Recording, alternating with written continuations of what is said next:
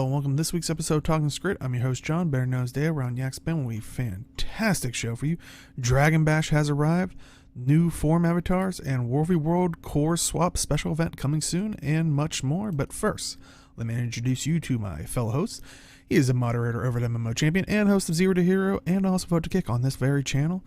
Was the Dragon Bash trailer one of their honest trailers, or should we look onward to better things? Say hello to Jim.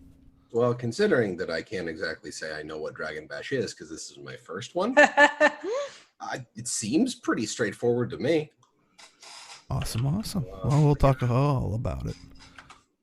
And he streams over on Twitch where he answers the age-old question, how about a WvW event where when you kill a thief, they get deleted? Yes. Say hello to Age. Heroes never die. But they get deleted.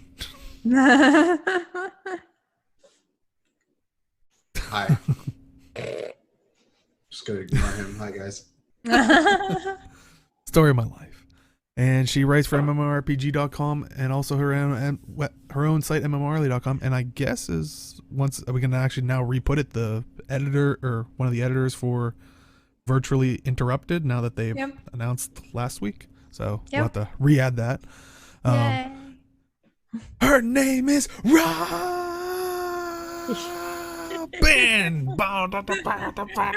Sorry. Say hello to Robin.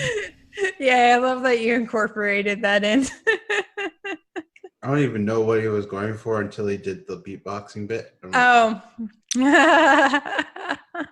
What? Are you trying to tell me that wasn't spot on? I mean, come on. I feel like it was very accurate. Well, I didn't know what you were going for. I just yeah, that's all. But. I'll say literally probably only two people, Hat and Robin, knew why I was doing that. But yeah. That's why you guys show up not only live, but hey, hang out in the Discord sometimes. I was going to say that's what happens when you hang out in Discord chat late at night. Yeah. Shenanigans. And sometimes you don't return for, what was it, 4 months? Yes. But that's a story for another time. Oh, damn it. Yes. I'm just going to sit here. Oh, too good. Now that is stuck in everybody's head. Kid Rock, you're welcome for those couple more hits.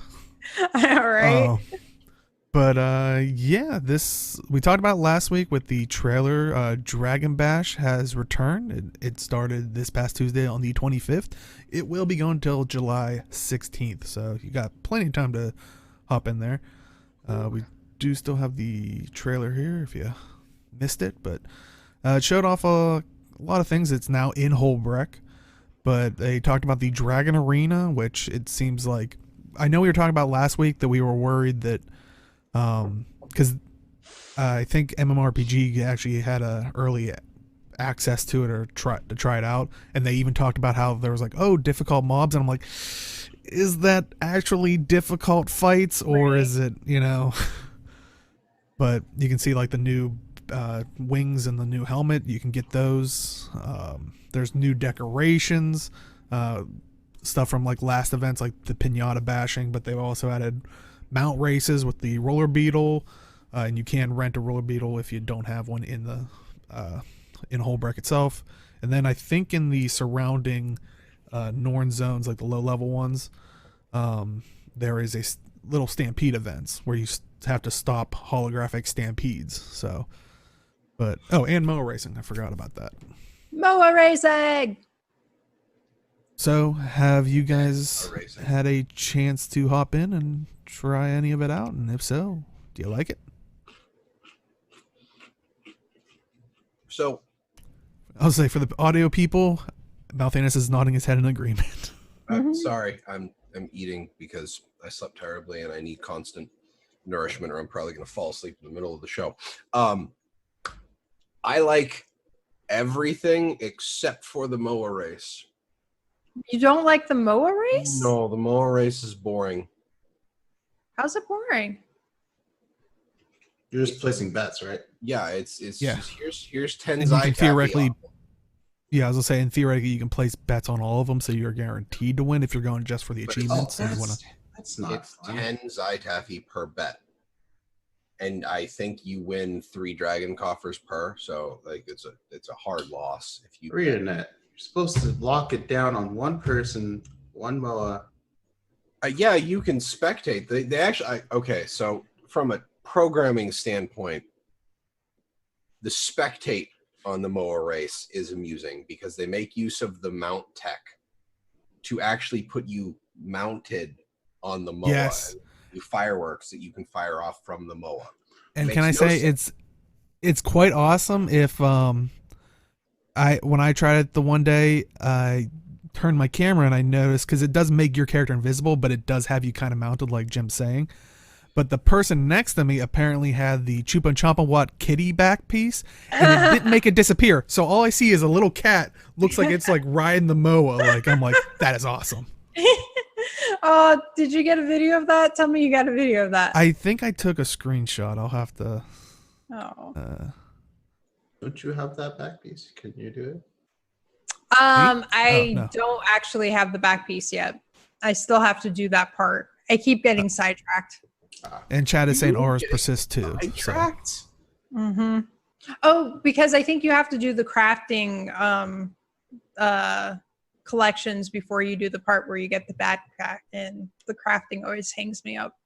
Okay. But honestly, the MOA races I could have done without, just because like it's amusing, but ultimately compared to the rest of Dragon Bash, I was gonna say, I know a lot of people like them the one time because it is something that if you want to, you can bet on, and for some reason, people like to do that.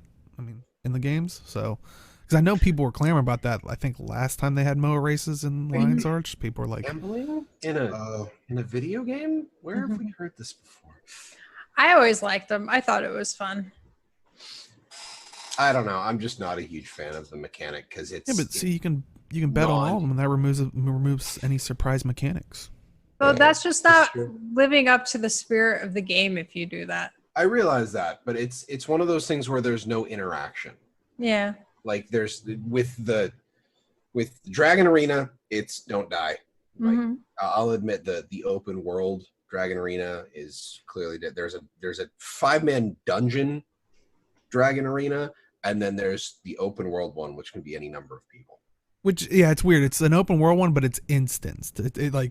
It's separated out, but it can have as many people as you want. So if you, But it's like it's like a hot join arena. yeah, You can get more than 5 people. I don't know what the cap is on it, but yeah, I'm wondering if they made it like almost. I didn't try to count how many we had, but I'm wondering if it's like maybe a like ad hoc easy rate, like it might be up to 10, so maybe it has like the raid grouping in it. I don't know. I is haven't. the only truly difficult boss that's in there is the Eye of Zaitan hologram that comes in, and that's just because of the shield that it puts on itself, where it buffs itself with protection, retaliation, and might whenever you hit it, because people forget to stop attacking and nobody brings Boon Strip because it's PvE. Why would you need Boon Strip? Yep. But I have to take my Necro in there. I like my staff where I think the staff 4 takes their boons and gives them to allies or something like that. I can't So. remember. I thought staff 4 on Necro transferred Condi from you to the target, but Oh yeah, I think. Oh, I'm thinking of their wells. yeah.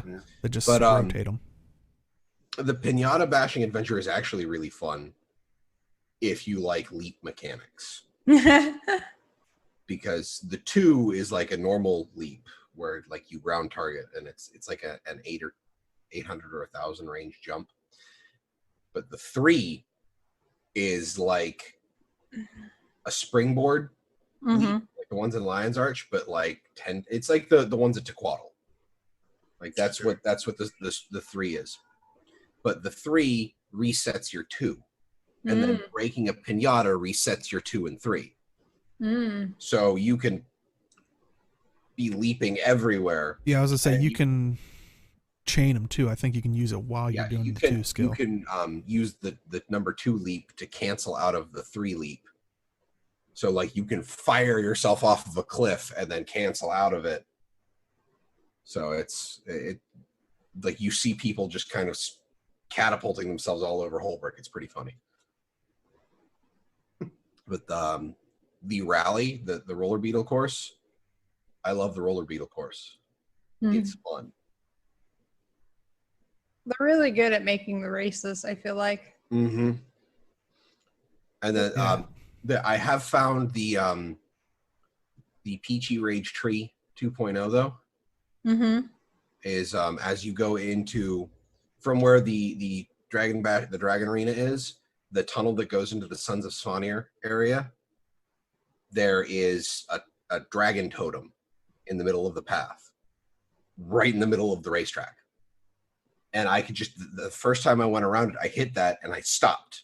Yep. All I could hear was Peachy yelling about the tree from when the races came out the first time. Right. And But that's it.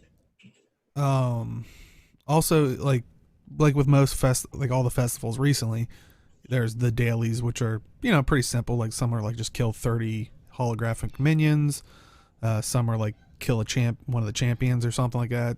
Others are like consume Zytaffy, which is like your currency. So, you know, take that with a, you know, grain of salt, but it's only like 25 pieces. You know, bet on the MOA races, little events like that will help you towards the meta achievements, which I think it's if you get the meta achievement, you then get that helmet that you're seeing in the trailer that everybody's been going after, like the holographic dragon helmet type thing, which it has a regular helmet underneath, just so people are aware. It's not like full holographic, like see-through. But yeah, that, and also if you make sure to do your dailies, like I said, it does make you work towards those like metas slowly. But also if you, I think it's complete 5 dailies, you will get a special dragon coffer type thing that will allow you to pick one of the Gen 1 holographic version of precursors. And I'm a little sad that it was precursors, because I remember when you were doing streaming Wednesday, Jim, and chat was saying that it was the legendaries themselves. I was like, oh, I might have to get the legendary shield because I have the regular one. It's like, but no, it's the precursors, which you'll see right here, the precursors here. Unfortunately, getting the holographic version of the precursor for the Gen 1 shield, as you can see it right there, the Gen 1 shield precursor is the most laugh in your face, like haha. It's looks like a regular shield with a notebook attached to it with a little emblem of what the actual legendary looks like. It like taunts you. None of the other legendary weapons do that, really. It's like, this is kind of like the beginnings of it. It's so awesome. But I would not want. For me, I'm not going to get the holographic version of that one. I would say the hammer looks pretty good. Mm-hmm. And interestingly enough, while they're not too different, there's only one greatsword one. Even though they're not too different, the only thing that really changes the particle effects between the greatsword precursors, I believe. Yeah. But yeah, there's only one greatsword one listed, for just in case people were wondering. But yeah, are you guys going to try to go after any of these? Maybe the hammer. I'll be lucky if I manage to finish it once, so that's me. Well, I was going to say, if you do stick with it every day, I think you are able to get 4 in all. So come back next year. Yep. Well, they haven't confirmed it's going to come back every year, have they? Well, it does. There is a category that says annual. So. Oh, okay. Awesome, because I was hoping it would be annual, but you know. Yeah, there is definitely an annual section next to, or in one of the parts of it. So, but yeah, the axe looks pretty awesome. Mm-hmm. Yeah, actually.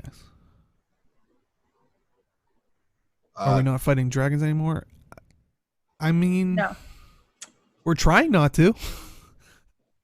Whether how well that goes. Yeah, I think it feels like our focus is shifting from the dragons now, because we pretty much dealt with them, except for the sea one. But it's like Tyrion's New Year's resolution. I feel like they've kind of, I feel like they've kind of brushed the sea one under the rug, so to speak. It's like, it's done. It's good. No. Or did they? I mean, Oh. I don't know. But also there are some decorations like some of the other festivals. And while there is an assortment, I think the big one that people might try to be going after is apparently you can get, as you saw in the trailer, the big, Kralkatork dragon flying around, because it used to be the Shatter, but now they switched it with the Kralkatork hologram and the projector in the center of Holbrecht. You can actually get that as a decoration, and I know I saw Doror even tweeting out like saying like, because apparently it costs around like 3,000 gold, at least with the prices if you're gonna try to buy it outright, because it costs I think 100 was it Jor breakers, Wow. and then a bunch of other like I want to say like 100 Delgemore ingots and 100 of the other thing. Like it's pretty costly, and I can understand their worry is because remember we had the decoration of the, what was it? It was like the Tyrian globe if you used a gift of from 100% map completion, the gift of is it exploration? And it turned out to be like a tiny little like stand globe that's like on the like the size of a nightstand. But this one, they've done you right. You gonna put that work in, you will actually, as you can see here, get the actual holographic projector in all of its glory with a giant dragon flying around your guild hall. Like it is insane. So Yep, yep. So if you're gonna put that effort into it, you are going to get it. Which I'm glad they did that. It wasn't gonna be like a little like one scaled down. It was a little Kralkatork dragon zipping around. It's like, okay. But nope, this will consume your skies if you get this guild decoration. I like how they have it like projected outside the bounding box. Mm-hmm. Because I feel like the animation isn't necessarily tethered to the projector. It probably like unlocks like something in the skybox, like a note, like you said. Like it's like they just did the animation rigging for the zone, and then it still that's a really big decoration. Holy crap! Yeah. So, if you're as good as this guild to, gather up all those resources, enjoy that. That is a good point. What Chad's bringing up. What about the Gilded Hollow? I would imagine that it would be smaller and it would fly around stuff, unless my statement about it being like a custom animation per guild hall is off the base, and it is actually tied to the base, and then it would just fly through walls, which I mean functionally Chad is saying nope, it's bad. Okay. Oh. Because there is a skybox in there, it's just you kind of basically almost have to break out of the map. If there was a Reddit post about it earlier, I did not see that, but yeah, I was gonna say, because there is a skybox in, like there is a sky in that map. It's just you basically have to break out of it, like navigate your way up. So the skybox almost more wasted flavor than anything. Yeah, that's a bummer. Yeah, that's fine. But some people were also saying they would wish that you were able to pick what dragon, like if you wanted like Zaitan or that's next year. Maybe. No, which Morgemoth one are you gonna get? The vine, the mouth of what is it called? The one that you fight the world boss. The mouth of The Morgemoth. mouth of is the mouth okay. Or are you gonna, or is it gonna be a giant pudgy mental Morgemoth? I'd say mouth is more intimidating and more grand. Gilded Hollow gets the pudgy Morgemoth. Well, that's how they correct it. I think if we're gonna go with the in-game lore on this, no one but the commander and the people fighting with the commander saw the pudgy golem looking thing for Morgemoth. I'm sure we talked about it, right? Everybody's like, "Do you see how crazy he looked?" He's like, "Yeah, but imagine how ridiculous he looked in it. Like, Hmm.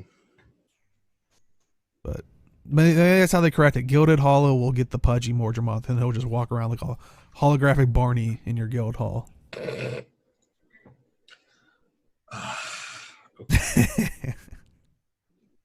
But yeah, so there's a lot of cool decorations and a lot of extremely like high value decorations that you can get for your guild hall. But next year we have a Joko bash. Yeah, I'm okay with that. That would be interesting. But yeah, so that's and they added a PvP and War v World reward tracks, so you can still, if you're solely into that, you can still, ring in the bashing. But they also released the Bash the Dragon song available on SoundCloud with the English version, also the instrumental version. Oh, nice. Which I think leads into is it later that no wait I think they're holding a contest where you can sing if you want to sing the Bash Dragon song. I think they're doing something like that, if I'm not mistaken. When I read it, it seemed like just like a community thing. It's like, hey, if you're Okay, it wasn't anything like okay. Tweet it out to us type of deal. Yeah. But I mean, well, a lot of people are raving over this. It's not perfect, but what is? Mm-hmm. But some of the issues that have kind of been brought up that are pretty apparent if you're playing, especially if you're running these like all these events. Apparently, a lot of the chests are capped out. In the hologram events, like the Stampede events, apparently are capped at 10 per account per day. I know the chests are, because I know people in chat on Wednesday when Jim was streaming it was saying they were planning on, like, since the bosses for the more difficult one were actually somewhat difficult, they were like, oh, we were gonna like kind of try to hit it hard and like really master it type thing. But after, whether they say like 30 chests, if that, they got capped out. I think QED was saying that they were capping out at 100 chests a day for the Dragon Arena. Wow. And that's the problem is I think that was about the time they got to like level 30, because it's an infinite scaling thing. There's you just rotate through the bosses and they gain a stacking buff that just increases numbers. I assume, I haven't gone into it, but it's one of the things they were complaining about is why give us a scaling mechanic and then cut the rewards. Right. So I kind of agree with that.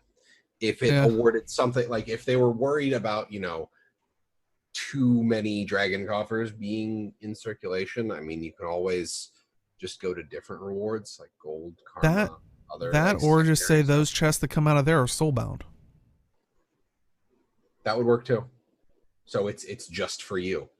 So or maybe the first 100 are sellable and the rest are soulbound. Like you said, you have to use them for yourself. Yeah. So it gets to a point where it's just like, okay, yeah, you still get rewarded. You can still sell the stuff that comes out of it, but you can't sell the chests themselves. Because I'm trying to think, what are in these chests that are really sellable? Because I mean, can you sell the Zytaffy? I don't know. I think so. I was gonna say, I'm trying to think what's in there that you could really sell to make a profit besides the chests themselves and like materials, maybe for the decorations or. I think that's like it's basically the same reason that like Black Lion chests always have some kind of sell value on the trading post is, oh yes, you can sell Zytaffy. Yeah. Okay. So selling Zytaffy, I had a stack of 40 chests and they were worth 20 gold. So it on day 2, it was 50 silver a box.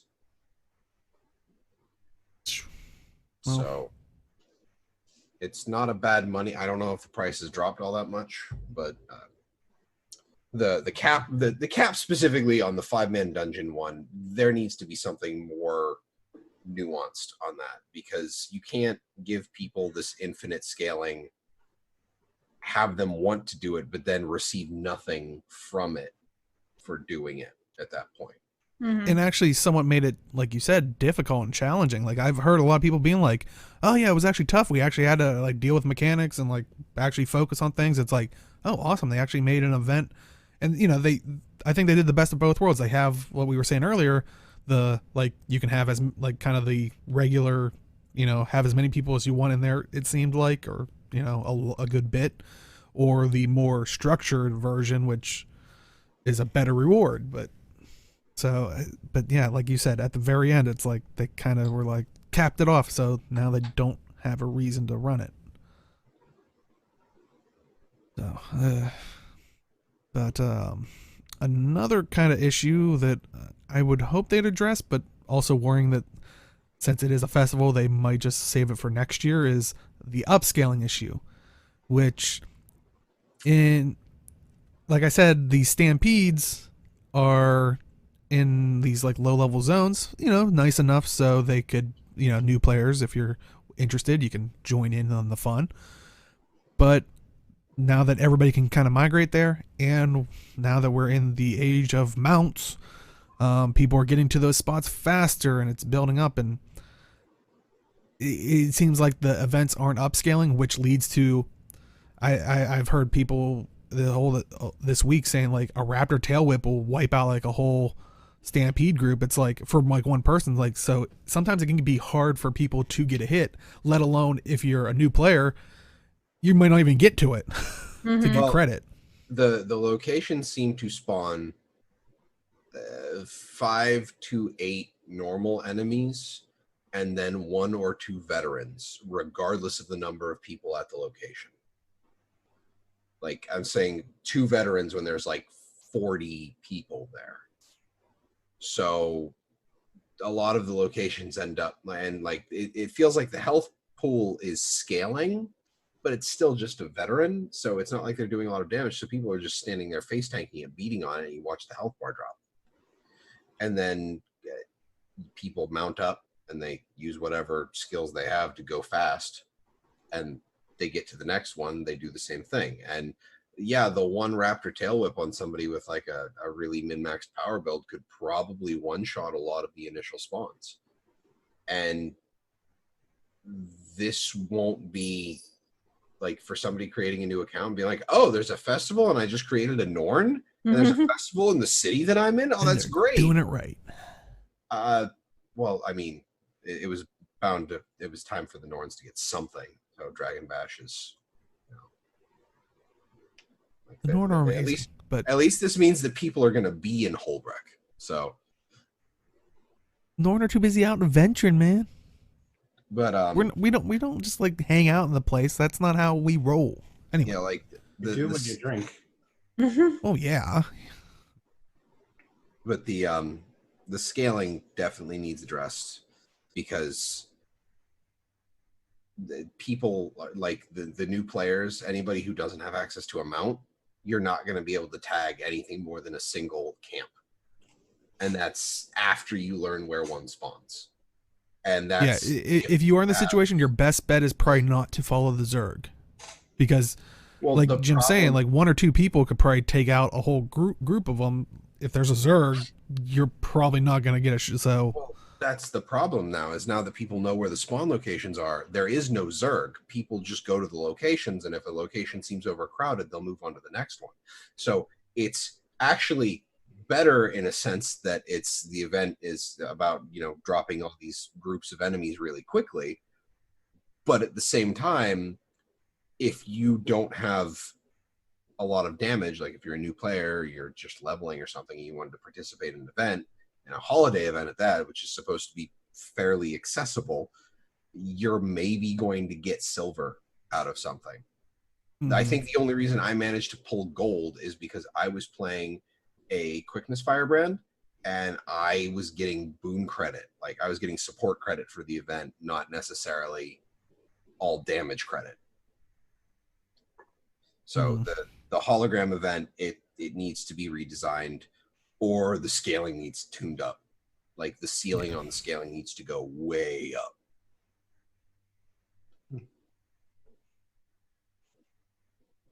I mean, overall, how are you guys enjoying the Dragon Bash Festival? It's good. It's cool Yeah, that there's a lot more than I thought there was going to be, which is kind of cool. Yeah. And there's like a little something for everyone, which I also appreciate as well. And it's making use of Holbrook, which I think is actually a pretty good spot given all the activities you have and the different spacing for different things.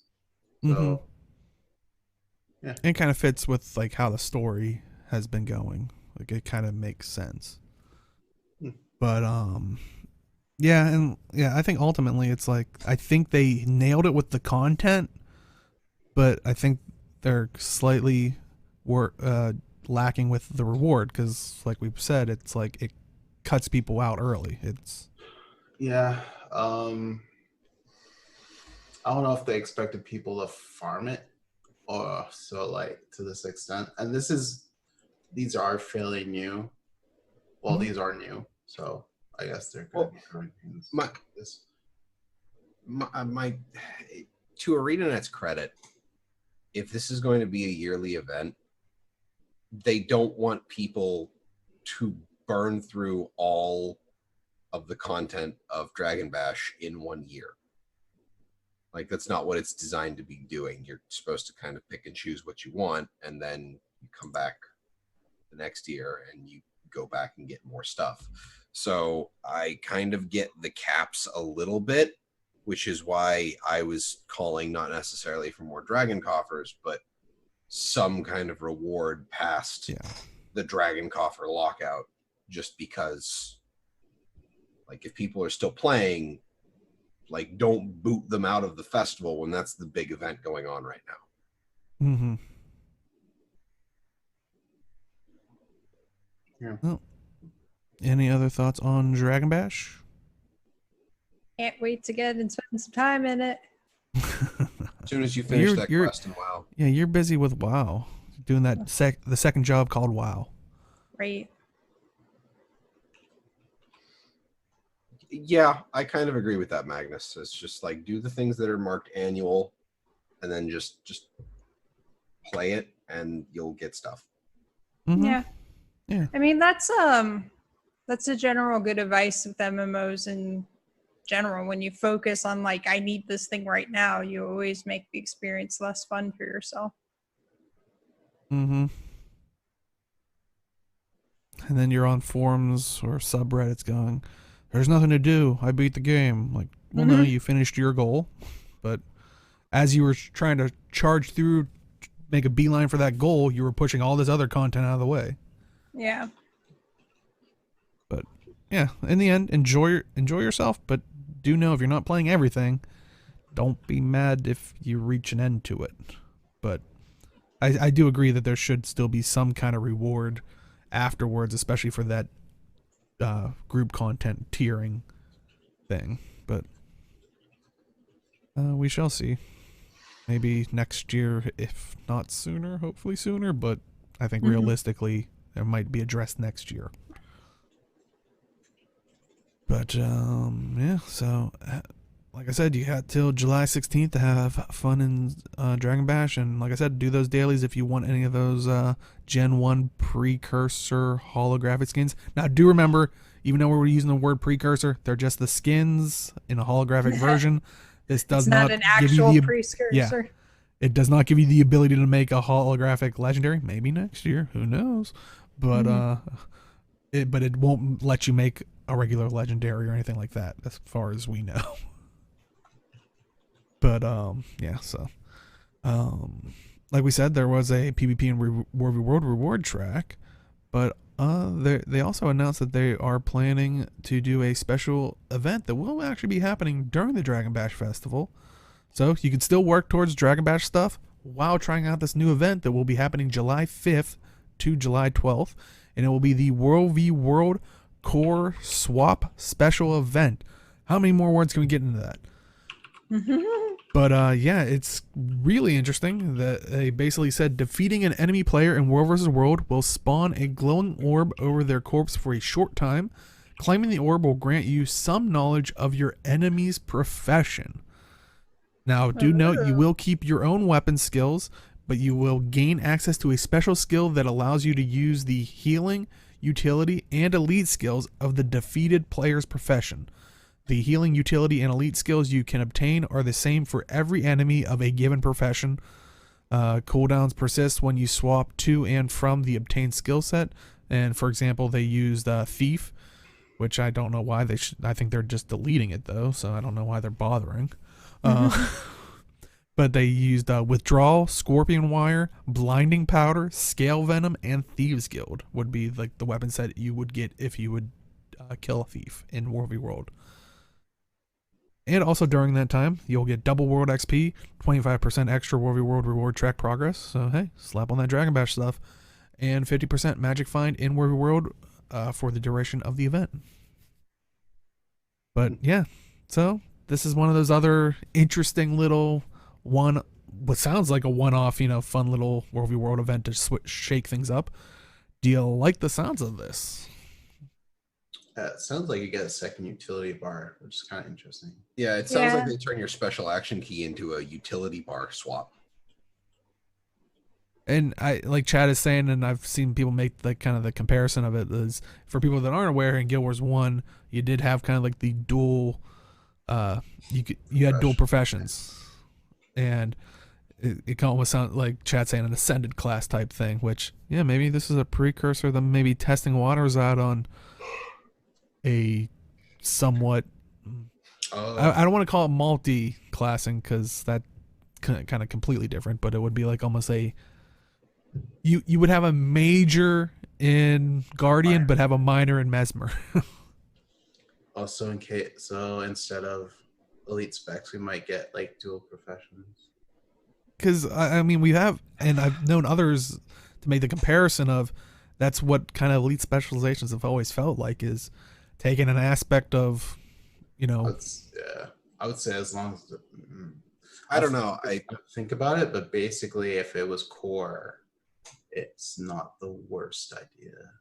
Oh, like if you could only get core stuff. You can only get core on minors, yeah. Honestly, I don't know if they're gonna do this as like an actual honest class system, but I think this is really cool as a special event, and it's nice. I don't know if WvW really makes use of the special action key a lot at all. Oh no. What if? Well, kind of utilizing the different and Arena, feel free to use this. All I require is you sending unmarked precursor or legendaries in my bank. No, kidding. Or not if you're. Anyway, I digress. But what if, with the whole story of like Krakatork and the mists kind of loosening up, what if this is a kind of type of a precursor thing, but to control it a little bit more? Maybe because Legends of Old and all that stuff are maybe the lines are getting blurred and you can find them more in Tyria and stuff, or even in WvW and other mist areas. And maybe if you do like a certain quest or like a collection, most likely for Guild Wars 2, you could unlock this secondary thing. The like, for example, I'm trying to think of a thief in Guild Wars 1 that sorry for people in Guild Wars 1, like I can't think of a thief right now. No, but there's thieves in Guild Wars 1. Well, assassin. Assassin factions, I think. Or they could, like they did with Path of Fire, how they had like a history of like that elite specialization, maybe looking more towards that 250-year gap of saying like, oh, this was a prominent thief, but they made a story behind it where they used Withdrawal, Scorpion Wire, Blinding Powder, Scale Venom, and Thieves Guild. So you could switch to that if you unlock that collection. They would have ones for Guardian, they would have ones for, but they could control it more. I see. And like say maybe you have POF, maybe you go back to those POF people, you can do a quest to learn more about the Mirage, and then you can get whatever the Mirage heal is. The elite specs out. Let's just I'm kind of on that board. I understand. Yeah, I understand the premise, but they don't necessarily have to make it all the elite spec skills. Like maybe there is a special build out there that uses some of one of the elite specs, like a Mirage's one skill, people one of the want it. skills, but core.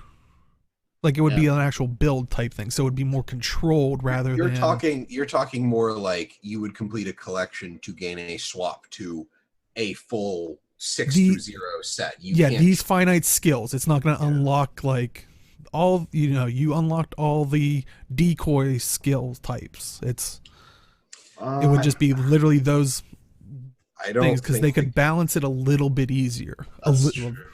Honestly, I it's don't- still probably a nightmare, and I'm sure the devs that when we suggested, oh, maybe it's going to be dual professions, they're going, dear God, no. Like, the game isn't even ready for another set of elite specializations. yeah, I look at this as them doing, the fun, cool event for WW. I don't necessarily know if this is going to be I don't know if there's any intention behind here to use the data to fuel any other kind of development work other than let's see if this is what people in WW like. Yeah. I don't even want them to consider doing any more class work until there's it's more like if it's predefined lines, if it was a thing, if it was predefined lines, that would make sense at least because they can control that. But then you have I don't know how balance will work, and I don't know if people would actually like it, but it's an interesting thought though. and it could be a way for them to implement them without, like you said, it'd be a turn away from like elite specs. But since it seems like a lot of people have been wondering about the whole, we're not getting an expansion, we're just moving into season 5. Are we going to have expansions again, like ever again? Because they have also kind of talked about how they used to with Living Story 1, where it was like, we don't need expansions. We can just, what if we could deliver expansion like content, what if there was like, oh, this NPC appeared from the mist that's a former thief legend or a former, legend of this type, and you can learn, it would open up these other skills without actually having to make new skills. I'm gonna say it depends on quarterly earnings for expansions. If they do well with this type of like releasing these type of festivals, these type of like story patches, doing different things for Wars World, keeping up with PvP and all that stuff, and if they monetize the gem store in a way that it gets money in, like the pass that they had for 4 weeks where you can get something every week. If they have different ideas like that works, and it brings in the money, it's fine. But if they need like that bump, they'll probably do an X back.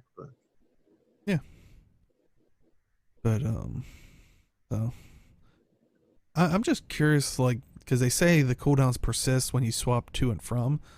So is there going to be a new key that we have to bind for a alternate weapon swap? Or it's going to be a special action key. Yeah, but don't we have? I mean, I guess it would overwrite it temporarily, or. Yeah, I think temporarily you would get that instead of the other. Well, the special action different key, item. That's why I brought it up earlier. Is Age said that it's not used in WW. Yeah. Oh, isn't it? Oh. I have not seen a use for it. So there's. I'm trying to think now. You would grab it. I would assume it would be some kind of timed buff, and then it would work the same as the weapon swap, but it's just the right half of your bar. So like, if you have a long cooldown skill on your weapon and you swap to the other weapon spell and then swap back, the cooldown is still there. So you're going to be able to swap between, like, say if I'm playing my Guardian, I'm in WW, I knock a thief down, I get this thief skill set, I can swap between them, probably on the same 9-second cooldown. I just want to know, like, the min-maxers in World v World, like the hardcore people that when they start a match, are like, I need to find a thief to kill for my perfect build. Like, I just need a thief to leave me a thief. There's gonna be people who do that, and it's gonna be kind of funny to see that kind of hunt go on the battlefield. Right.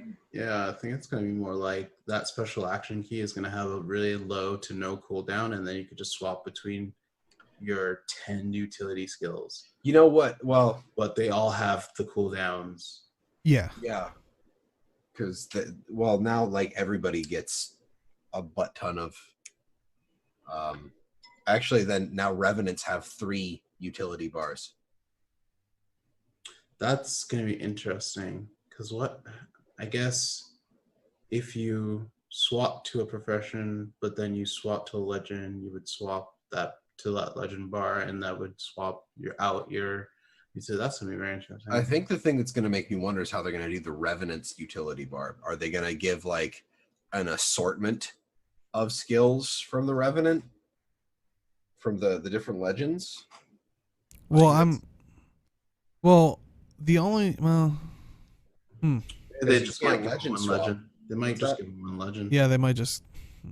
Well, here's one legend, but you get it randomly. So like when Maybe you're like- going from a Well, Revenant. I'm trying to think. The one that they gave as an example, thief. Those skills are all from different trait like types, right? So it's Yeah, not like those are all locked different skill down. sets. So I think it's just they'll give them like either Jealous or Shiro or Malix. yeah. I actually would like to see it be random. So it's Oh, just that'd like be. one of the base legend utility bars. I think it'll be consistent though. It probably will be, just because it's a PvP It'd game be mode. easier. So consistency is, well, 1, yeah, it's easier to code, and 2, if it's a PvP game mode, they kind of want consistency. But Mm-hmm. I think it would be cool if it was a random utility bar from one of the base legends, but that's just me. Yeah, I can't wait to see how that kind of pans out. It sounds pretty interesting.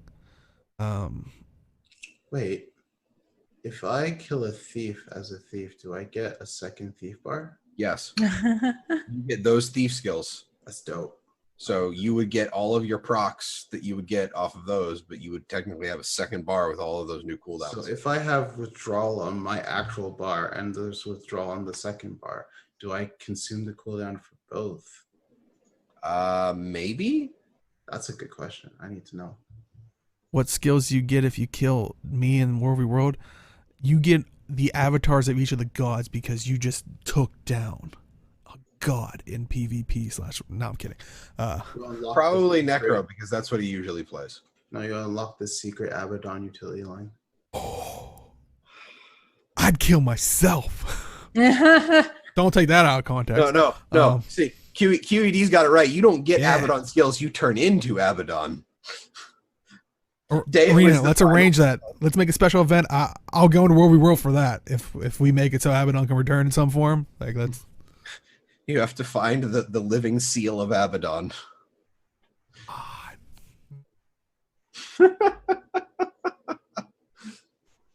Better than a Catmander tag. That reminds me of one of the projects that one of my classmates did in our game dev class.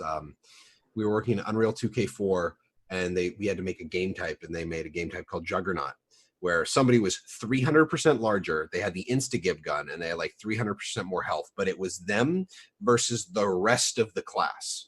So it was like 20 people versus 1. And if you had managed to kill the Juggernaut, you became the Juggernaut.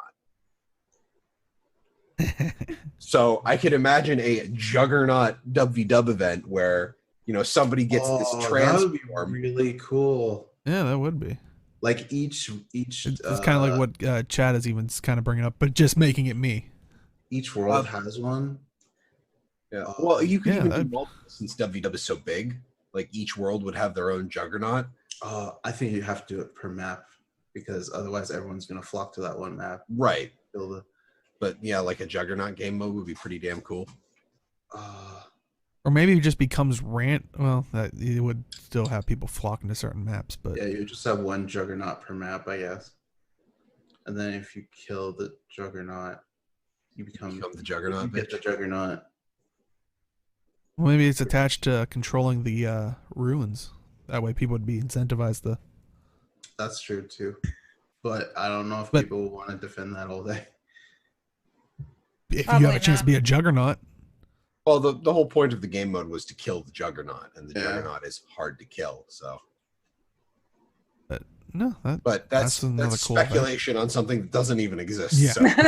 That'd be really we're dreaming for other events, which I'm liking this because it is somewhat breathing new life into Warby World, but hopefully it's to hold us over till the Alliance system news. Well, like they also could be trying out, not, I don't think like long term this would be a permanent thing because that would be crazy, but like they could be trying out different tests for different concepts and stuff through these events. Yeah. I think they're doing it for basically PV and Warlords World right now. They're just putting out different events, seeing what people like. I think the PVA events are just going to be the ones that are going to be coming every year, and they're just tweak them as they go with feedback. World versus World is kind of like a hit or miss thing, kind of thing. So Right. Now we do have the world linkings that have switched over this Friday, and you can see them here. And this is after the removal of the EU language barrier type thing, so anybody can get paired with anyone, really. But as you can see here, and for the audio people, EU, Abaddon's Mouth, speaking of Abaddon, and Runes of Sirmia are one pair. Augury Rock and Vizuna Square are one pair. Aurora Glade and Riverside are a group, and Baruch Bay are by themselves. Desolation and Black Tide are one pair. Drakkar Lake and Vabi are one pair. Alona Reach and Fort Rannoch are one pair. Gandara and Fissure of Well are one pair. Ganar's Hold and Dizagnar are one pair, and Jade Sea and Miller's Sound are one pair. Kodash is by themselves. Pike and Square are by themselves. Seafarer's Rest and Ring of Fire are one pair. Underworld and Far Shiver Peaks are one pair. And Whiteside Ridge and Arbor Stone are one pair. And for the NA side, Black Gate and Koenig are a group. Borless Pass and Henge of Denravi are one group. Crystal Desert and Stormbluff Isle are one group. Dragon Brand and Eridan Terrace are one group. Ferguson's Crossing and Jade Quarry are one group. Fort Aspwood and Devona's Rest are one group. Maguma and Anvil Rock are a team. Northern Shivering Peaks and Emery Bay are a team. Sea of Sorrows and Gate of Madness are a team. Sarah's Furnace and Dark Haven are a team. Tarnished Coast and Alvajan Thier are one team. Yaxben and Sanctum Umbral are one team. Yaxben! Woo! Yeah. But yeah, and I have heard some people, I haven't seen any screenshots or anything like that, but some people are asking about the whole, because I believe, what is it? Lona and, let me go look again. Alone is reaching Fort Rannoch. Yeah. Are German and French. Yeah, and supposedly. But yeah, people have been asking, I guess, if people have been being rude to one another because of kind of the history and stuff behind it. But as people have been claiming it. Like I said, I haven't seen screenshots or anything like that, but I've also seen an equal amount of people saying that, like, oh, I haven't noticed anything. Granted, I don't know how often they're in there versus the other people, but it still sounds like, there are always, even though people say, we're still the nicest community, there's always garbage in any community. It's still an online game. Yes. And I think, I don't have the data. I know this is one thing that Arena is trying to look at during this change.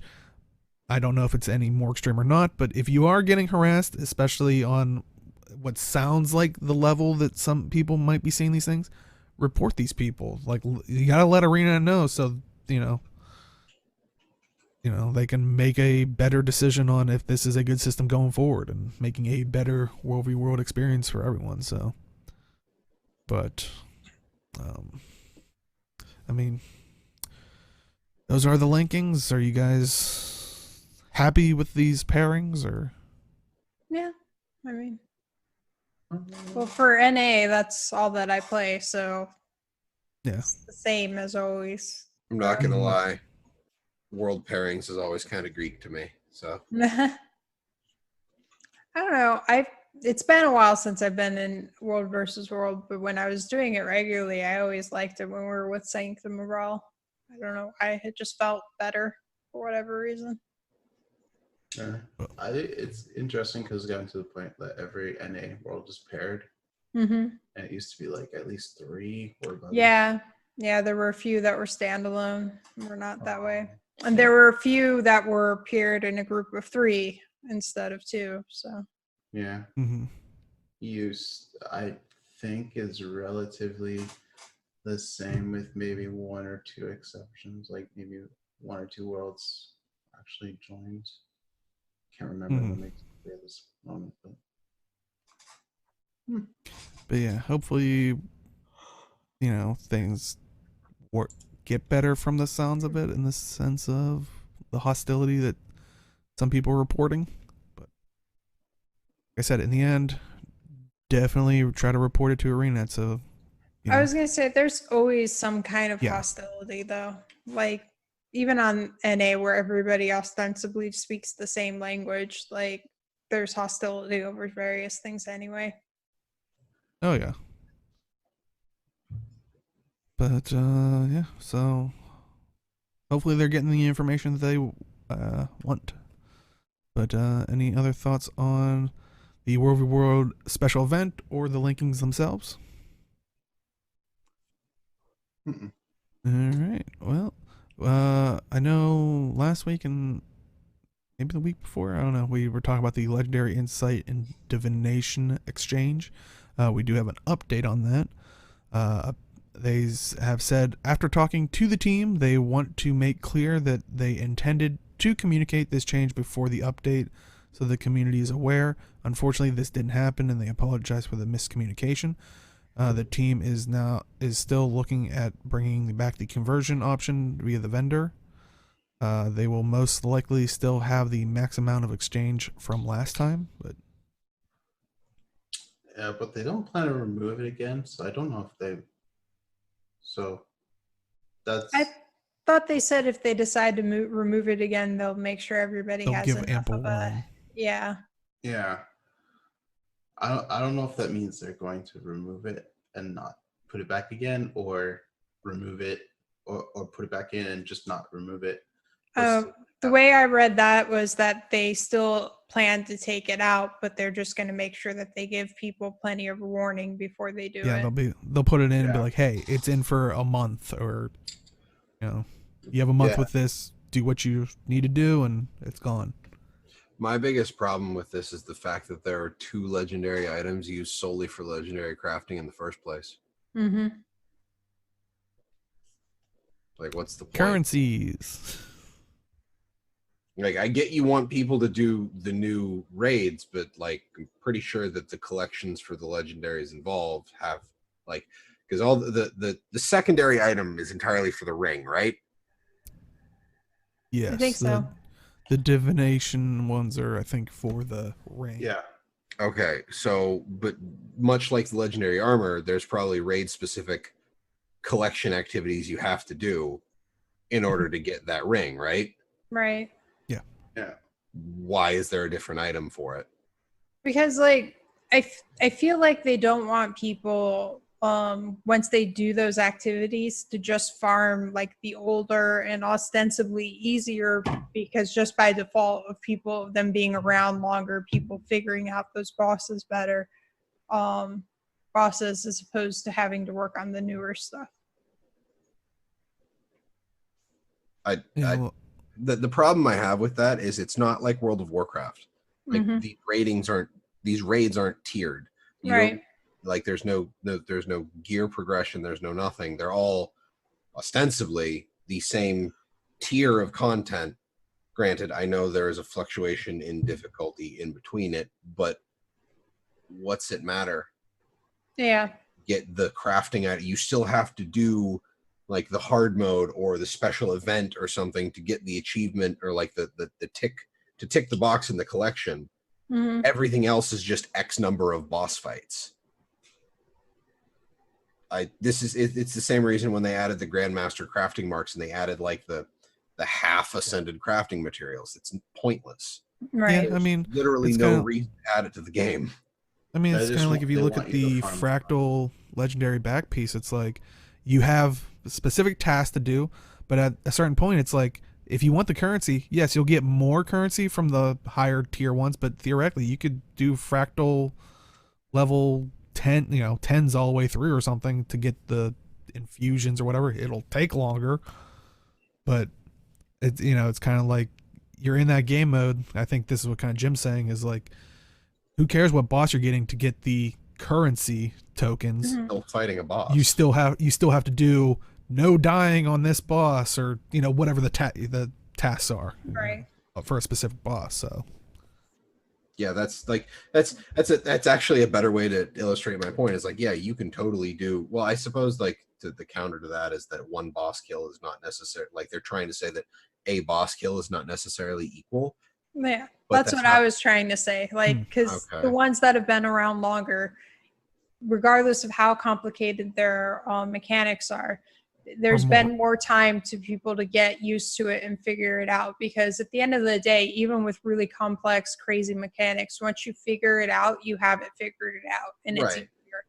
So which goes back to I last think week when we that's saw kind that of- chart that someone made about the completions. Clearly, the ones that were originally from the hot ones and stuff like that were completed more because it had more time, and like probably also like Robin saying, more people have figured it out. It's more common knowledge. I mean, But we go back to remember when Tequatl was the new Tequatl rework. It's like, this is impossible. This is crazy. How are we gonna? And now people are like, I'm gonna just take a nap while we do this, guys, and we'll be fine. Mhm. I'm just gonna hit my auto cast and stand. I'm just gonna put a rock on my one key. I'll be back. Right. But I mean, QED, like at that point, there's not going to be any uses for insights either. Oh, you just keep if you want to make legendary armor, you make legendary armor. Otherwise, you could just make some easy ascended armor. But Right, at but, this like- point, raiders have way too much of that. So But it's one of those things where it's just like, okay, then them putting divinations in, since the divinations are only for the ring, that means that if they take the conversion out, no one will go. But like once people have their rings, they won't want to go back to the Path of Fire raids. They're just going to go into the hot raids because, Right. like Arlie was saying, they're already solved, so they're technically easier. So if they want to farm out their sixth set of legendary armor, they're going to go to their easy stuff. they're gonna. And that do was going to be anyway. my question, and I figured already that it was going to be unique, kind of like the ascended rings are. But like chat's saying, you can only make one ring. But yeah, you can make multiple. More. You can Right. make multiple armor I sets, didn't need which that music stuck in my head. Thanks. Mhm. Thanks. Yeah, but with this recent week's pretty easy. So it's like if people will still farm that, they'll farm some of these, or they'll literally, if people are the non elite guilds that just want to like farm bosses to get their armor or ring or whatever, they're just gonna farm the easy stuff. Mhm. Or if it's progression stuff, then they're obviously going to do the wings properly. See, this is why I'm saying is like, what's the point of having a different item type if that item type has a finite use, and if they remove the conversion from divination to insight, there is literally no use for divinations. No, Why do they're putting it divinations back- They're exist? putting it back after this. Right. But like, why did they create divinations in the first place? Because it sounds like the They original. They Well, wanted it's- to concretely have POF be the way you get coalescence. Okay, but you still have to do, but you still had to do the collection event, like the collection boxes, to get coalescence in the But first then you have people who have like 500 insights and they could just auto make it. They want people to actually but farm. you would still have to, for the collection, have to kill collection, X you just boss need in a certain boss. way, right? Just once. No. like there's no like you don't have to use the spirit venom or whatever like you did in some of the wings, because I didn't get to do that. Like I know As there's far as I can tell, it's like there's stuff after you kill a boss that you just run around and look for, or you kill the boss once. Mhm. As far as I've seen. Oh, okay, yeah. Chat's just saying just kill it. I thought there had to be unique mechanics to it. I thought like there was some unique stuff you had to do in the armor collections. Like you had to go out into the world and create some kind of its whole venom Yeah. or something. I'm trying to remember. I You was had to looking go at collections. through, like I think that was keep construct, that you had to use the spirit poison or something on yourself and then kill keep construct as one of the collection Oh achievements. yeah, I see it. I remember that. I don't think so. Like it honestly just sounds like Coalescence was poorly designed then, because Yeah, I was gonna say just that's like kill a boss once is not like people are going to go in and do that anyway. There's no I'm mistaken. For the ring, you have to do other stuff in the world. okay. well, in the So world. So not but- in the raid, in the world? well, you had to do stuff in the world for Right. yeah, but there's still- still nothing in the raid that's uniquely You have specific. to like fill bottles of stuff. So yeah, but it's one of those things where it's like, and you still couldn't finish it until all of the raids came out that had all of the collection stuff, right? Like you had to do multiple POF raids to get the ring. Am I correct? no, you just No? No? You get it all from the first raid that released from POF? So yeah, you kill the bosses, and then you have unlock a collection that Right. allows you to But- get. Yeah, but you had to You wait for the couldn't other raid actually. wings. I was gonna say everybody complained that you couldn't actually make the ring until this Yeah, because I last know a lot raid. of people were Oh, waiting yeah. for it. They were like, "Yay!" I thought you. Yeah. Oh, I thought you were talking about the precursor. No, I'm No, get talking the about final one. finishing it. Oh yeah, you can't finish it until like. all Then the- that's the gate there. Like it that like again the insights don't matter. It's the raid wing release schedule itself that is the gating. I don't think that's.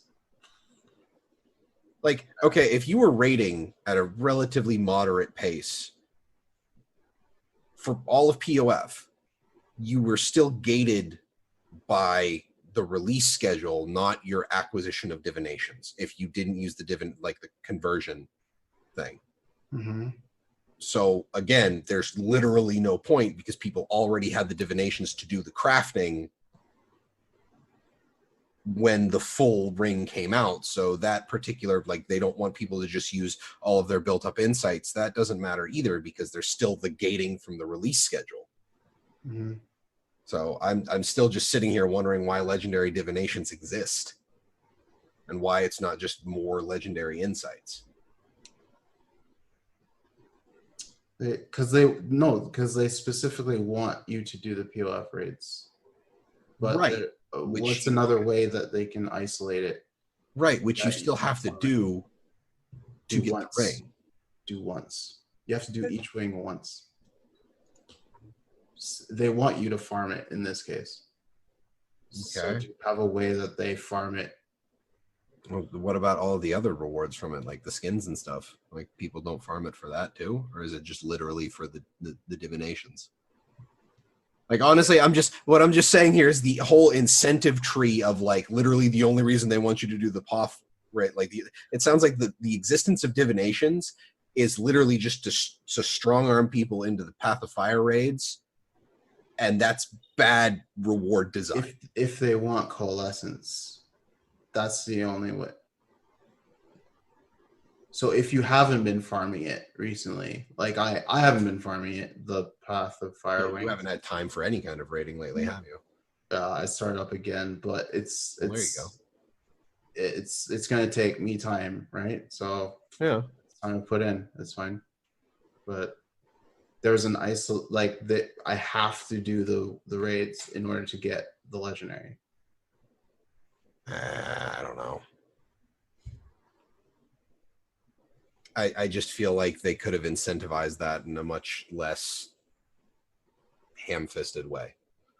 Yeah, because they essentially want to make you work for it. So like if we flipped it around for like legendary armor, and let's say the ring was the first thing, and then the legendary armor was second. It's kind of the same thing that they would want to go for. Is they want you to do the new raids because they want you to do the new raids because they release the content and they want to make sure it's tested. But at the same time, like they kind of didn't. The content is not supposed to be tiered, so it's all supposed to be relatively in the same bucket. So my problem is this is an after show topic, and I am taking this far too too long. I I'm, apologize. I'm just really confused. Yeah. I'm having a hard time really working this out just because I'm not at Let's 100% see. right now. So Yeah, it we seems can like talk about this later. it seems like the currency is weirdly tiered, but the content is like the gear content requirement isn't. So it's That's actually yes. Thank you. The That's gear content requirement. well, you don't need legendary plus to do POF. Like it's not tiered like other MMO raids Right. are. Right. Right. But the cost of currency is entry, for some so to reason. Yeah. Oh, okay. So But yeah, we can always talk about more about it during our show, or if you're watching this on YouTube, throw in the comments. Did you follow all that? Because I sure didn't. But yeah, you know, the talk of the divination stuff we were talking about in World v World, maybe, you know, god avatars if you capture a revenant or kill revenant. You might not be able to change your different avatar types if you kill revenant, but there is one type of avatar you can change. Oh god. And that is your form avatar. Yay. And they put out a blog post this past week, and they added 40 new avatars designed by the Arena creative partners. And you can kind of, that's the gems right there. You go. The different avatars right there, and they'll go through each of them. But yeah, some pretty cool looking ones. We have llamas. I did see the Flameseeker Prophecy Shield. I might have to switch to that. I don't know. Though I think I switched to Skritt, and I feel like I have to stay as a Skritt as the one of the previous ones. Right. I like that there's more options because, like, I mean, there's a fair amount of options already, but like you still see like a lot of the same ones being used. So more options is always like, yay. I don't even know if I have an avatar set on the forums because I can't remember the last time I used the official forums. Yeah, that's a valid point too. I think I used it the last time to switch my avatar to the Skritt one. To be perfectly honest. There was a big poll that was going on that I posted on. I can't remember what that was for. More. A poll? It was a huge poll. It was a big thing that happened. I think it was Mount Gate. For Mount Gate, right? Yeah. Okay. Mount Gate was the last time I actually did anything on the forums, and I don't even think I posted. I think I was just reading stuff. So I logged in to vote. Oh, I like that Crocotoric face one. There's a lot of cool ones. It's a jackalope. Oh my god. Looks like Canuck in his armor, it looks like right there. But yeah, a lot of cool avatars, but yeah, you know, it's like I said, it's good that they're you know, I think they're really pushing their Arena creative partners. It's I don't know, I'm seeing more and more. So it's nice that they can incorporate their art in this way. Like they do that with the Requiem thing too. The Arrowhead avatar doesn't roll. 0 out of 10. Would not switch to. It's an avatar. It can't use skills. I'm still sad about that mini. But yeah, so the little update there. If you see any you like, I mean, of course, there's no charge. You just have to have a Guild Wars 2 active Guild Wars 2 account, and I'm assuming in good standing, so you can log in. Right. And you can switch to any of these if you like them, and if you see any of the ones in the past, because they have done this before with some of the Arena creative partners. So there are a couple. I remember like the Eye of Janthir one. Like I said, they did a Skritt one. There's a bunch in there, so definitely check them out if there's any you like. Maybe a little bit of nostalgia there. I don't know. I'll say there's, because I saw like I think there was a Traherne one there. There's a Tybalt one in there too. Yeah, so nostalgia, maybe even a couple throwbacks. You know, we had the Flameseeker Prophecy Shield in there, which is a reference to Guild Wars 1, which if you're like, well, I don't know, I want to learn more about that, you can actually go back into Guild Wars 1 because they are doing a Guild Wars 1 sale, surprisingly enough, from June 25th to July 9th. And you can get from the Guild Wars website or Steam. They have deals on Guild Wars 1, which and apparently while they last, which Right. I mean, is there a finite number? I'm not sure. Well, they might have like a finite number of digital codes available or something. I can see that with Generate Steam, one. but couldn't. I guess. I All mean, the same if- process. If it's through the Guild Wars 1 store, I'm going to assume it's just going to be timed. Oh. Yeah. Like, because it's just going to be until the 25th to the 9th. So it's while they last.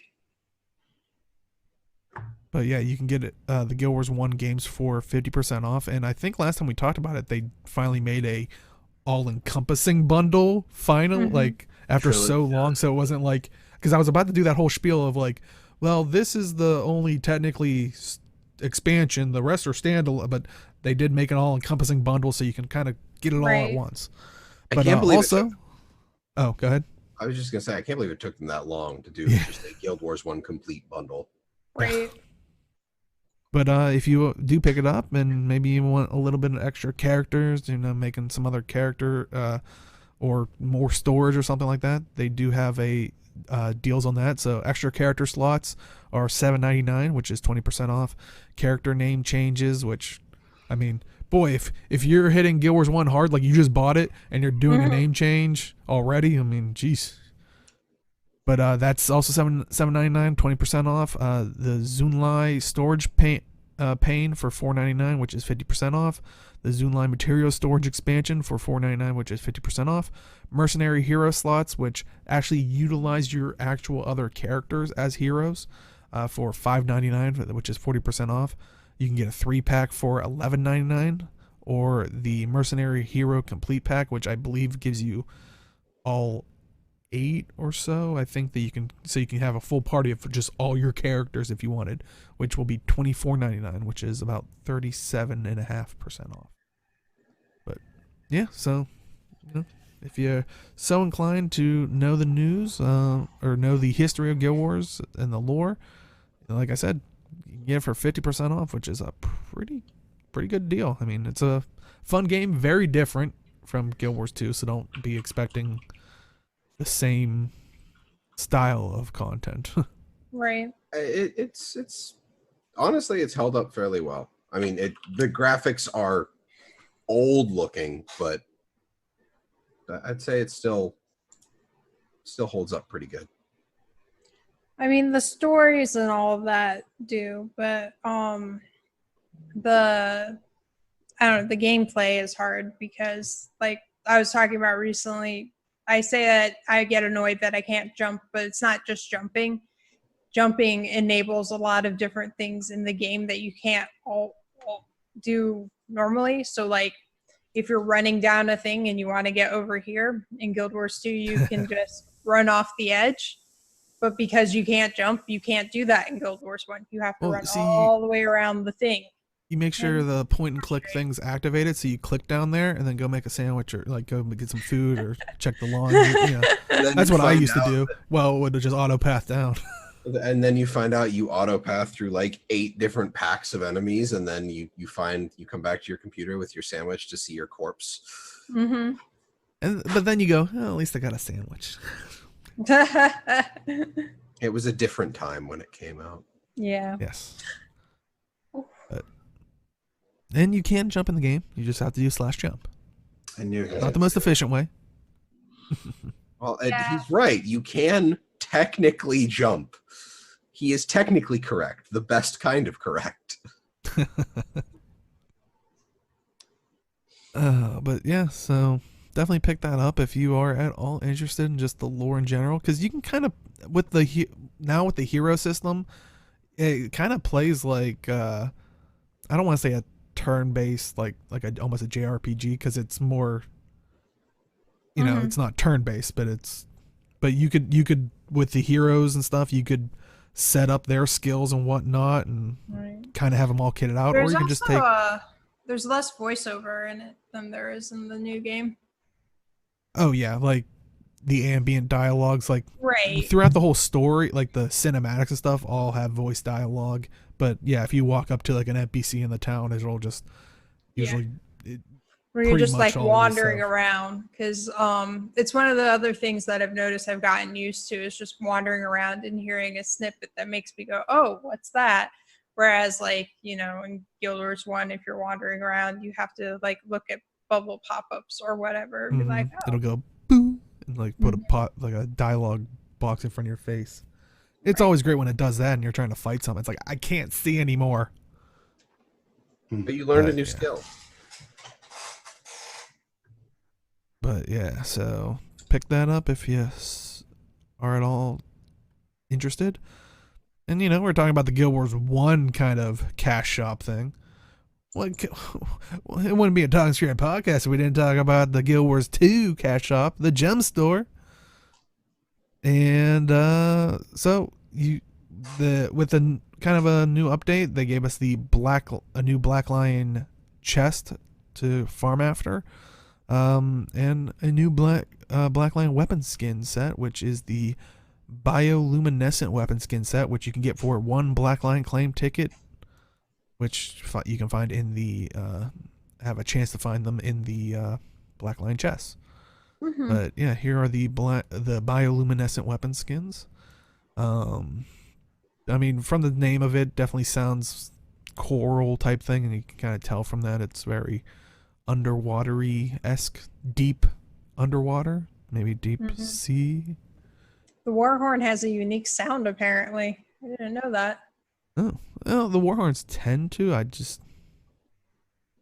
Yeah, I was gonna say, chat seems like they're a fan of the new weapon set. Curious I was what gonna you. say, I'm not sure if there is one in the set that I actually don't like. Like, they all look pretty Ooh. cool. They're good looking weapons. Yeah, they look very pretty. I think I still run into the issue. I'm like, who would I put it on? Right. It's weapons, pretty much. Yeah, it's a very Sylvari set. Hmm. Like, I mean, heck, I even like the rifle, and Right. the rifle and pistol tend to be kind of like Hat just said, kind of meh. Mhm. I mean, yeah, they're kind of meh in comparison to the rest of the set, but they're still not bad. Like, Right. I don't think they're as boring as rifle and pistol skins tend to be. I kind of like how they all look like they were just thrown into being. Like, it's kind of cool. Mm-hmm. But yeah, you can pick that up for 1 Black Lion claim ticket a Each. piece. So, You don't And- get the whole set for one Yes. Black Lion claim ticket. but they should be tradable on the trading post. So if you have loads of gold and don't want to take the chance of surprise mechanicking for a key, Or if you You don't need surprise gold. mechanic for a key. You surprise What's that? mechanic for it. You don't surprise mechanic for a key. You surprise mechanic for a scrap or a ticket. oh, sorry. Right. Yes. You can surprise mechanic for a key. You can get keys out of Black Lion chests. Yeah. You I can? didn't totally mess that up. He's right. He's technically right. The best type of right. It's so rare that it's pretty much. It's also so rare that you get them from actually playing the game. Yes. I do. I make a character and then I do story. Then you I key get a farm. You should take that key farming character to Dragon Bash, because then you can delete it all in one fell swoop. Ooh. Why would he go? What? Anyway, Nah, it doesn't matter. Another thing in the gem store is the Sky Scale Horns package, which you can get for 500 gems. You can kind of see one of them here on the top of that Sylvari, but basically gives you some Sky Scale Horns, and I think it gives you 2 sets. It gives you some, like, I want to say holographic or like very super glowy ones. they're Yeah. very Yeah. glowy. They look so cool. That this is a pretty solid buy for 500 gems. Like, this is good. If you want your character to have like horns, Horns. Get this. Or if you're a char, have more horns. Yeah, that's true. I didn't actually bother to look at them on any of my char. But yeah, also in the Blackline chest update, you can get guaranteed mini gray sky scale hatchlings, which you can combine them and get different colors. But also, as an uncommon drop, something new is the Dragon Fireworks package, which is a glider and back piece. And thank you to Little Lord Xerox YouTube for a look at the fireworks. Meanwhile, I'm just wondering who he copied. Well, it's spelled with a Z, though. Shh. Oh, that's a cool glider. Mm-hmm. Insane. Yeah, when you actually see it, it's pretty definitely wild. Yeah, and of course, if you're watching this on YouTube, the link will be in the description. But if you want to listen to the sound effects and stuff, there's the link in chat as well. But yeah, it's definitely Honestly, a bit noisy. I'm Like, surprised they haven't done more of these hang glider styles. Mm-hmm. Like, I think this is the first time we've done one of these. I thought there was one other. Like where you're Well, there was hanging, the like, actual like scrap glider thing, but it's not you're not hanging from it. Oh, okay. yeah, like all of the ones that we've been getting, the body position is more like the standard hang glider that has your feet up, not Mhm. one of these ones where you're like, Almost like on a zip line type thing. Like, yeah. Okay. oh, ooh, well, I guess you couldn't really do that. I was gonna say if there was like some kind of like weird assassin one where it's like you shoot a zip line down and you literally zip line down it, because. Oh, that would be cool. But changing the trajectory would kind of screw that up. Right. Without some really complicated animation mechanics. Mhm. Yeah. But then again, I'm pretty sure Age would insta buy that for his I thief. probably would. So He's like, it doesn't work and it looks horrible because it breaks every time you try to turn, but I have to get it. But yeah, so you can get that as an uncommon drop. Also, the branded relic package and embellished weapon set. As a rare drop, you can get the Dragon's Jade weapon set, the Glyph of the Herbalist, which is unused, so you could trade it, which is a 33% chance to get bonus harvesting ingredient pouches, and also the Glyph of Volatility, which is unused, so you could trade it if you wanted. Bonus volatile magic while gathering.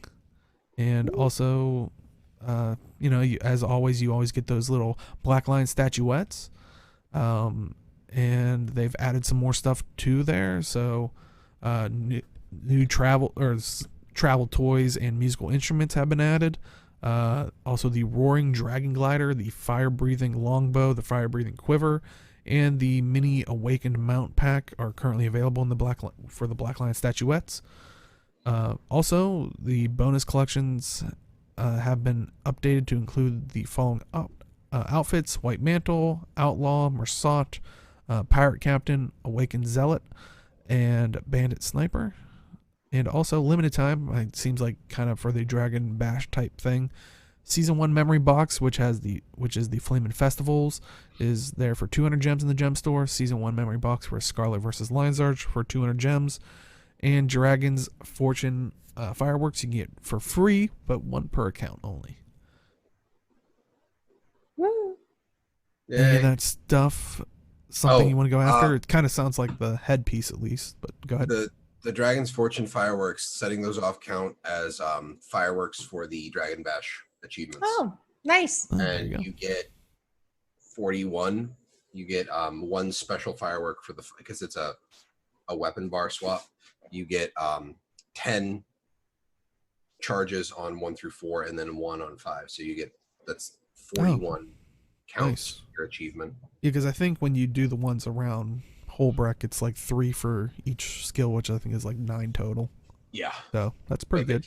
Because they have a 5-second cooldown Yeah. on ones have the ones from the gem store are like a 1-second cooldown, and it's unique per key, so you can just run around spamming all your keys and it'll eventually run out a heck of a lot faster. Nice.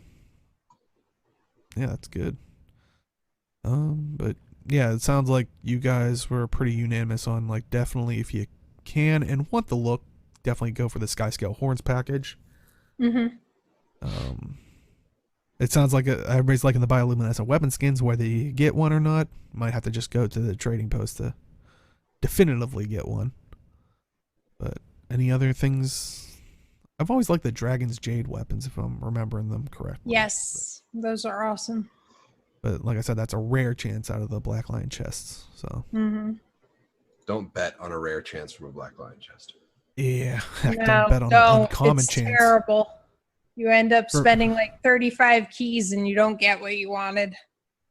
I find it funny because I remember when the Elemental Sword came out and everybody was like, "Oh my god, I want one!" And I'm like, "I'll buy 5 keys." And I bought 5 keys and I got it on chest 2.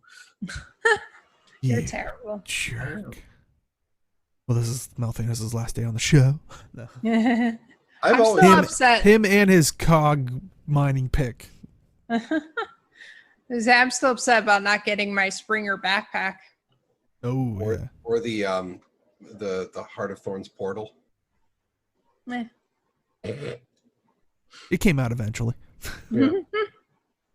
But last up in Community Corner, we have a Reddit post by Redditor Silveres_Golden, and they were kind of giving a synopsis of their five years of Guild Wars 2, kind of as like a thank you to ArenaNet, but also looking back on all the stuff they did. They are self-proclaimed spreadsheet lover, which I can't believe the one time I haven't seen a Mac in chat, but maybe this is Mac, secretly Mac. Oh my god. I think it was kind of interesting that they'd done a bunch of spreadsheet work and like different like little things for the community. I'm trying to find the website that they used to it was like guildwars2.silveres.ie. But yeah, it's kind of sad that it was like apparently in June 2019 they said that they were turned down for affiliate, and that's when they kind of decided to, instead of being GW2.silveres.ie, they are now datawars2.ie, which they do say if you use the other website it still goes to the other one.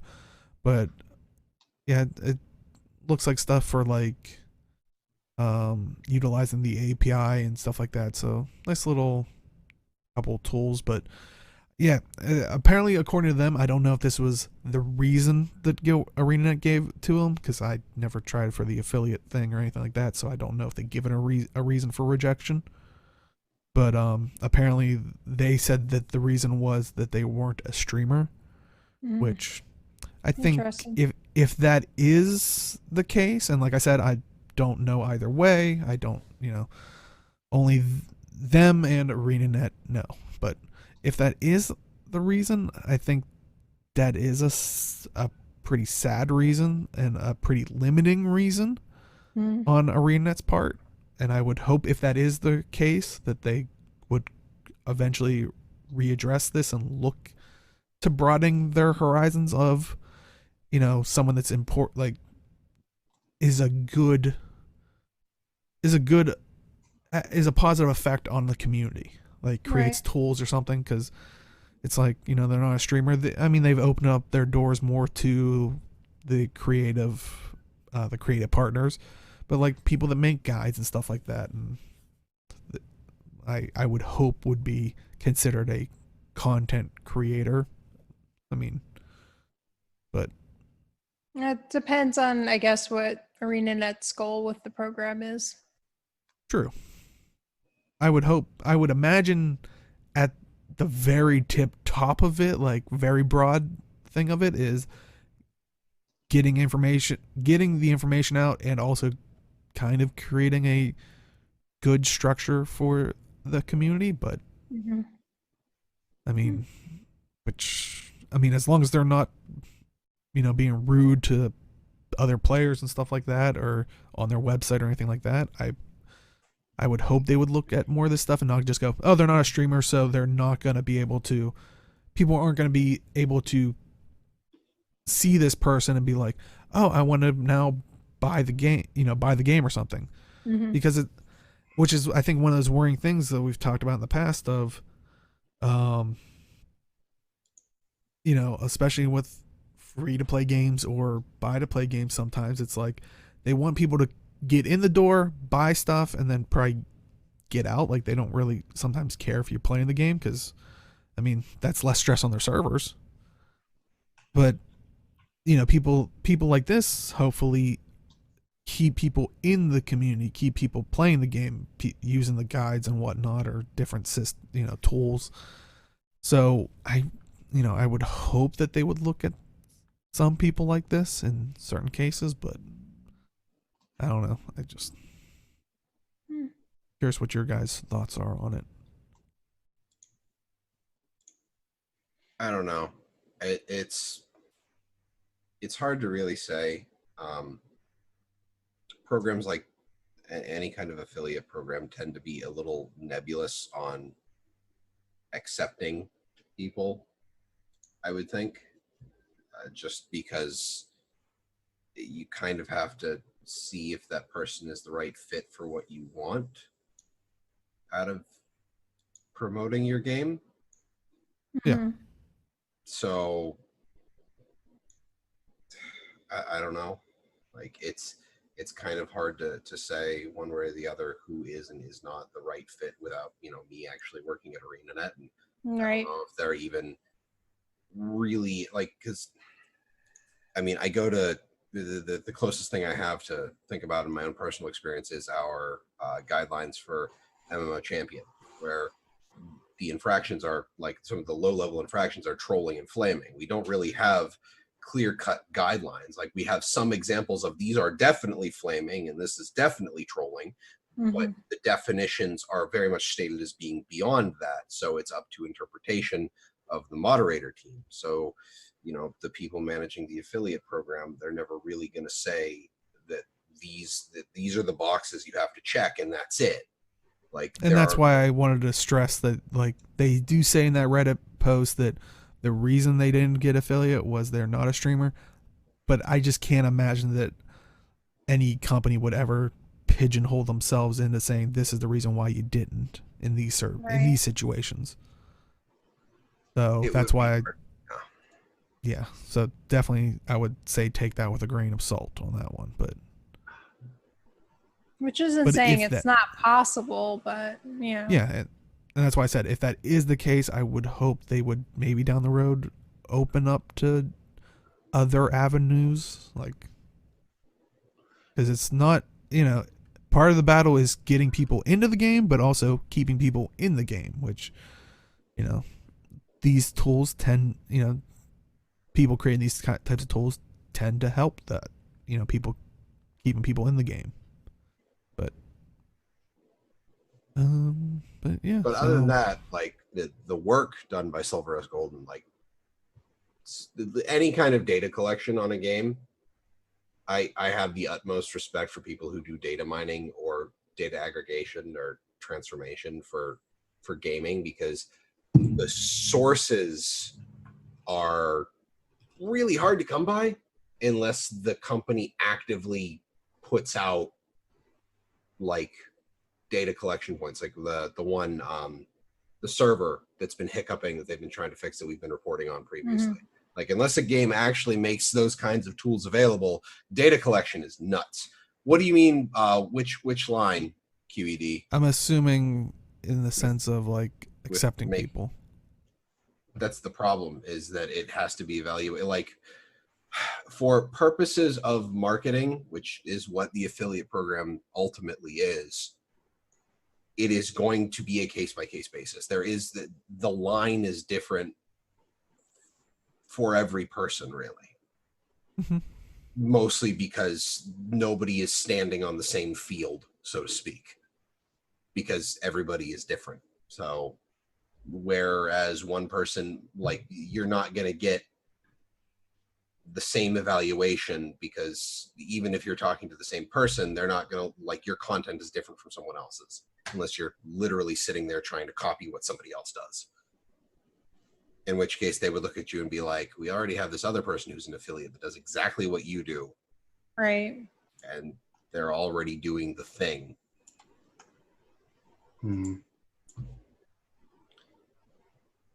So if that's what your question about the line is, QED, then it's not like that's the thing. That's why we have ban appeal forums on MMO Champion, like, because sometimes somebody's thoughts on the matter really don't gel with what the mod team as a whole thinks, or it's something that the global moderators sit down, talk about, come to a collective decision, because I am but a lowly standard moderator. Arlie is a super moderator.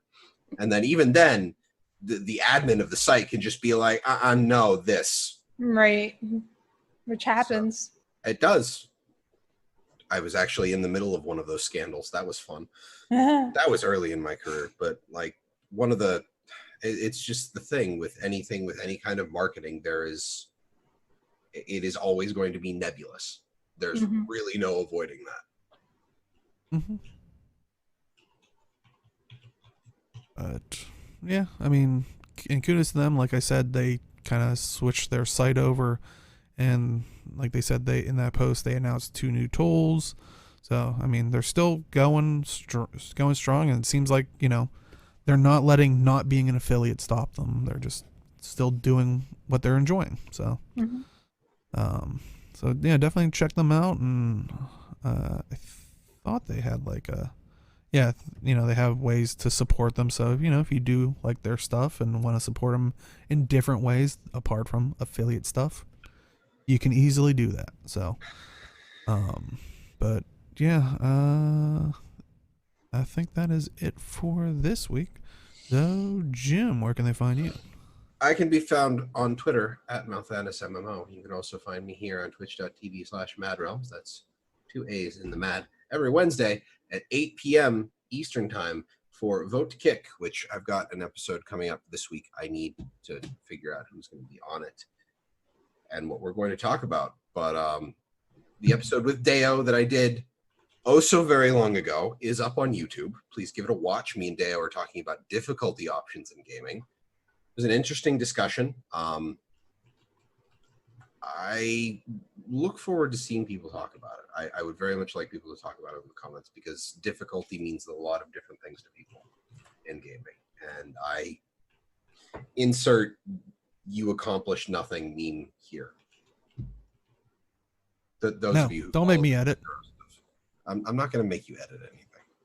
Those who follow the like Sekiro controversy. So, oh yeah, that feels like it was ages ago. It was a while ago. And then I've got the episode with Arlie about vertical progression coming out this week. Yay. This upcoming week. And then I'll have the latest episode, and then we'll be all caught up. Woo! Yay. Hooray. But hope to see you all Wednesday. Have a good night, everybody. And Age, where can they find you? You can find me on Twitch, Twitter, and YouTube at Age Night Road. I have a lot of game stuff to do. I have Final Fantasy, Guild Wars 2, I have BDO. I got my friend Pedro. Probably going to buy some Steam games. So yeah, it's a lot of stuff. Warframe. Oh yeah, Railjack reveal next week. That'll be fun. What? Oh yeah, I do need to play Warframe for the Steam Grand Prix thing. So it's like achievements get really? Points for the Grand Prix, so you can spend them to boost your team and stuff. So. Corgis are winning, I heard. Go Team Corgi. Because Steam can't design a contest to save their lives. Seems to me they designed it exactly right. Well, they had to have known Team Corgi would just... I don't know if you hear the news about that, but we could talk about that during after show, which once we find out Robin, where can they find you? You can find me on Twitch, Twitter, and Instagram at Arlie82. Yay. Awesome. Awesome. And you can find me at simply_Deo on Twitch and Twitter. And hopefully, now that I got most of the stuff lined up for the Warframe podcast out of the way, which will be happening sometime after TennoCon, which is next Saturday. We'll have to figure out a date. But yeah, hopefully I'll be able to stream some stuff this week with a little bit more time. But yeah, if you are just popping at the very end, do stick around. We do a bit of an after show. We do highlight this on Twitch, which is twitch.tv/MAAD, 2 A's in the MAAD. If you prefer it on Twitch, if you prefer it on YouTube, youtube.com/MAAD, that goes up on Sundays at noon Eastern, 9 a.m. Pacific. But if you want it all in one nice little cozy package, or just the audio version of the podcast, just go to our website, maadrealms.com, which is, of course, 2 A's in the MAAD. That is where you can get the audio version of the podcast, and also, Vote to Kick, any other shows. Like I said, the Warframe podcast we're starting up. I'll have that up there as well. So it'll be one nice little cozy spot where you can find all the stuff that we are doing as a group. Join our Discord, all that fun stuff. You guys are intelligent. You know how to find us. At Mad Realms on Twitter and all that fun stuff. But it looks like that is it for this week. And as always, we'll see you in the game. Good night, everybody.